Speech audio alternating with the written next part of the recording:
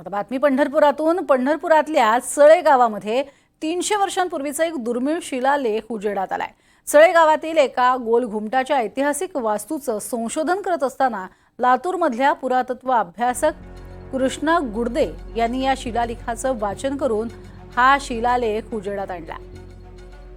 1712 सालचा खरात पाटील यांच्या नावानं हा घुमट बांधला असल्याचा मजकूर या शिलालेखातनं पुढे आलेला आहे. तब्बल 300 वर्ष जुना असणारा असा हा दुर्मिळ शिलालेख आहे.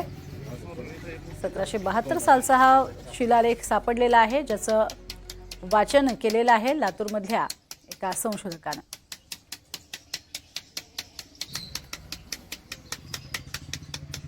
शिलालेखामध्ये 5 ओळी आहेत. 5 ओळीमध्ये पहिल्यांदा गणेशाला नमन केलेलं आहे.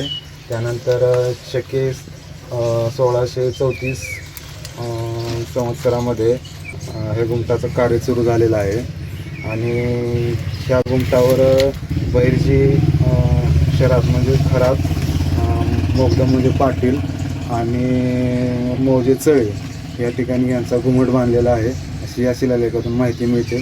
तिथी आलेली आहे. तिथीनुसार हा 1712 सालचा शिलालेख आहे. इसवी सन 1712.